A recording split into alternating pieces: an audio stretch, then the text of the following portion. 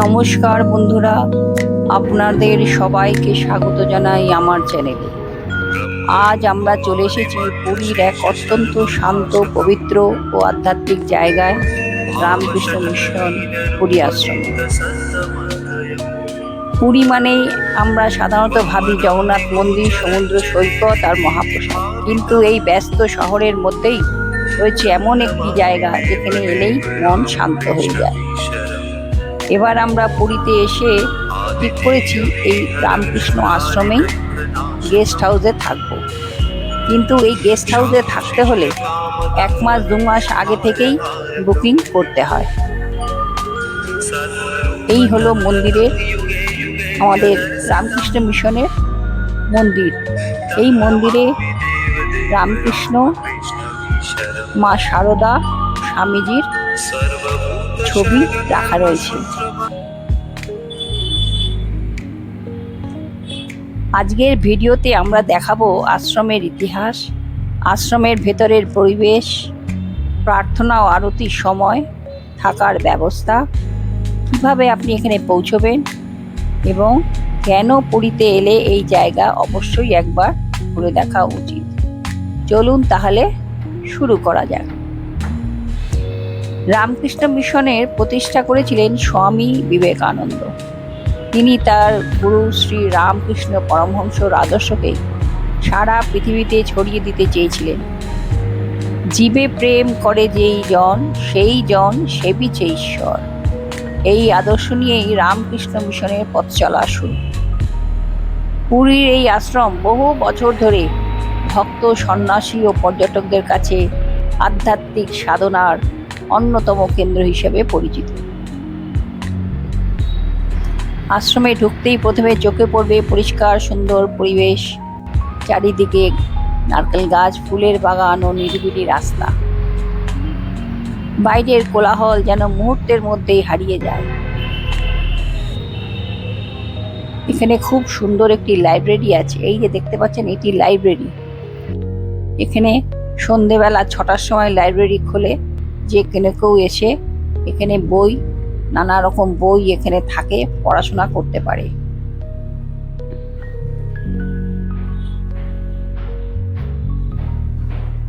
মন্দিরের প্রার্থনা হল সব খুবই আকর্ষণীয়। এখানে শ্রী রামকৃষ্ণ, মা শারদা দেবী ও স্বামী বিবেকানন্দের সুন্দর বিগ্রহ ও ছবি রয়েছে। সকালে ও সন্ধ্যায় এখানে আরতি হয়। সন্ধ্যার আরতির সময় পুরো পরিবেশ এক অন্যরকম আধ্যাত্মিক অনুভূতিতে ভরে ওঠে। ঘণ্টার ধ্বনি, ভজন, মন্ত্রোচ্চারণ মনকে ভক্তিতে ভরিয়ে দেয়। যদি আপনার সুযোগ হয় তাহলে অবশ্যই একবার সন্ধ্যা আরতি দেখবার অনুরোধ রইল। এই আশ্রমের সবচেয়ে বড় বিশেষত্ব হলো এখানকার শান্ত পরিবেশ। এখানে মানুষ এখানে এসে ঘন্টা পর ঘন্টা ধ্যান করেন, কেউ বই পড়েন, কেউ চুপচাপ বসে থাকে। সমুদ্রের খুব কাছাকাছি হওয়ায় এখানে ঠান্ডা বাতাস সব সময় মন ভালো করে দেয়। যারা শহরের ব্যস্ত জীবন থেকে একটি মানসিক শান্তি খুঁজছেন, তাদের জন্য এই জায়গা একদম উপযুক্ত। রামকৃষ্ণ মিশন শুধুমাত্র একটি ধর্মীয় প্রতিষ্ঠান নয়, এটি সমাজ সেবার কাজেও গুরুত্বপূর্ণ ভূমিকা পালন করে। এখানে লাইব্রেরি রয়েছে, যেখানে আধ্যাত্মিক, শিক্ষামূলক অনেক বই পাওয়া যায়। এছাড়াও বিভিন্ন শিক্ষা ও মানব সেবামূলক কার্যক্রম পরিচালিত হয়। অনেক ভক্ত এখানে থাকার জন্য আসেন। আশ্রমে সাধারণত পরিষ্কার অতিথি নিবাস রয়েছে, তবে আগে থেকে বুকিং করা ভালো। এখানে থাকার সময় কিছু নিয়ম মেনে চলতে হয়, যেমন শান্ত পরিবেশ, ডিসিপ্লিন সবসময় মেনে চলতে হবে। পুরী থেকে রেল স্টেশন থেকে খুব সহজেই অটো বা টোটো করে রামকৃষ্ণ মিশন আশ্রমে পৌঁছে যেতে পারবেন। এটি জগন্নাথ মন্দির থেকেও খুব দূরে নয়, আবার পুরীর সমুদ্র সৈকত থেকেও খুব দূরে নয়, দুটোই মোটামুটি কাছাকাছি। পুরীতে দুটো রামকৃষ্ণ মিশন রয়েছে। একটি আছে রামকৃষ্ণ মঠ আর একটি হচ্ছে রামকৃষ্ণ আশ্রম। এই হলো ডাইনিং হল। এখানে একসাথে 30 থেকে 40 জন বসে খাওয়া দাওয়া করতে পারে।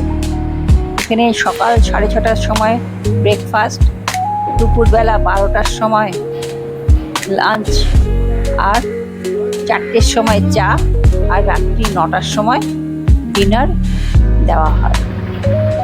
সবাইকে এই টাইমটা মেনটেন করতে হয়। আর এইটি হলো রামকৃষ্ণ মঠ। এইটা একদম সমুদ্রের কাছে। দুই জায়গাতেই বুকিং করার সেম নিয়ম। আগে ইমেল করতে হবে, ইমেলের উত্তর মহারাজরা দিয়ে দেন। ঘর ফাঁকা থাকলে তখন ঘর বুকিং হয়ে যায়। এই মিশনে আপনি যেমন খুশি ঘর বুক করতে পারেন। আপনি এসি ঘরও বুক করতে পারেন, আবার এসি ছাড়াও ঘর বুক করতে পারেন। এসি ঘর নিলে আপনার মাথা পিছু খরচা পড়বে 800 টাকা, আর এসি না থাকলে মাথা পিছু 400 টাকা খরচা। এই টাকার মধ্যেই আপনি সকাল, দুপুর, রাত্রি 3 বেলায় খাওয়া দাওয়াও করতে পারবেন। তাহলে মোটামুটি আপনাদের সব তথ্যই দিলাম। যদি আরও কোনো তথ্য জানার থাকে আমাকে কমেন্ট করে জানাবেন, তার উত্তর আমি আপনাদের দিয়ে দেব। আজকের ভিডিওটি তাহলে এখানেই শেষ করছি। ভিডিওটি যদি ভালো লেগে থাকে তাহলে অবশ্যই লাইক, শেয়ার, কমেন্ট করতে ভুলবেন না, আর চ্যানেলটি অবশ্যই সাবস্ক্রাইব করতে ভুলবেন না। কমেন্ট করে জানান আপনার কেমন লাগলো এই সুন্দর আশ্রমটি। আবার দেখা হবে কোনো একটি ভিডিওতে। ততক্ষণ আপনারা ভালো থাকুন, সুস্থ থাকুন। জয় ঠাকুর, জয় মা, জয় স্বামী।